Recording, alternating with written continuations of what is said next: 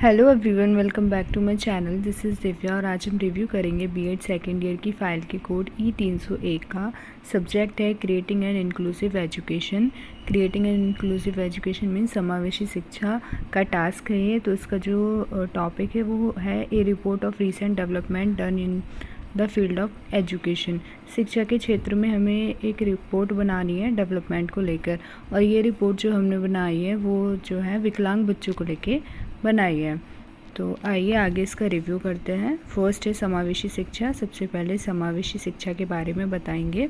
तो यहाँ पे जो हमने बताया है वो है मीनिंग ऑफ इंक्लूसिव एजुकेशन। समावेशी शिक्षा का क्या अर्थ होता है? मीनिंग ऑफ इंक्लूसिव एजुकेशन, समावेशी शिक्षा का क्या अर्थ होता है? समावेशी शिक्षा का सामान्य अर्थ होता है कि जो सामान्य और विशिष्ट बच्चे हैं उनको साथ में मिलकर शिक्षा देना, जिससे कि वो हमारे समाज के लिए कुछ बेहतर कर सके। सेकंड है डेफिनेशन ऑफ इंक्लूसिव एजुकेशन। एक दो इंक्लूसिव एजुकेशन की डेफिनेशन देनी है। फिर है वर्तमान समय में समावेशी शिक्षा की आवश्यकता एवं प्रमुख चुनौतियाँ। एट प्रेजेंट टाइम जो हमारी इंक्लूसिव एजुकेशन है उसकी क्या नीड है और उसके क्या क्या चैलेंजेस हैं उनको लिखा है।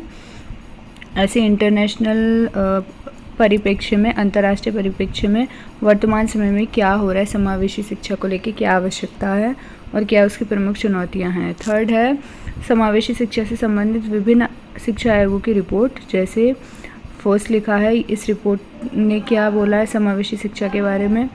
निःशक्त व्यक्ति अधिनियम 1995 इसको बताया है। अब है नेक्स्ट है विशेष आवश्यकता वाले बालकों की जनसंख्या एवं शैक्षणिक आंकड़े।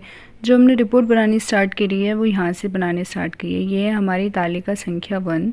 यहाँ पे लिखना शुरू किया है।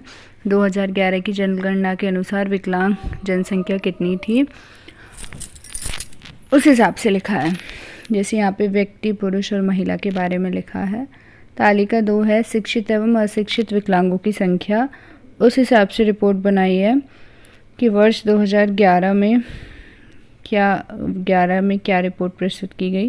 तालिका संख्या 3 विकलांगता की प्रकृति के आधार पे इसको बांटा गया है। अंधे, कम दृष्टि वाले, श्रवण बाधित, वाक बाधित, चलन बाधित, मानसिक रूप से बाधित, अधिगम असक्षमता वाले, लर्निंग डिसेबिलिटी, और बहुविकलांगता के आधार पे, मीन्स विकलांगता की प्रकृति के आधार पे विकलांग जनसंख्या की यहाँ रिपोर्ट बनाई है।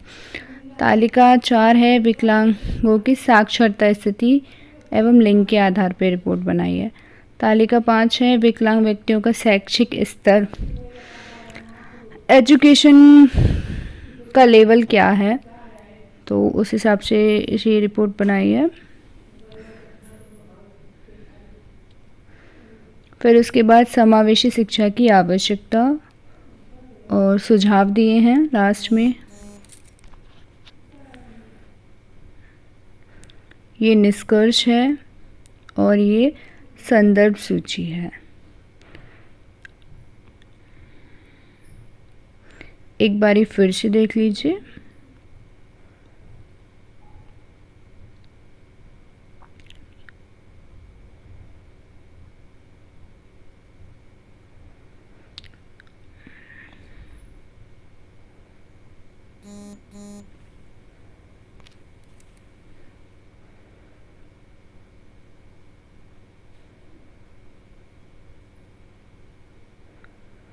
Okay, thanks for watching.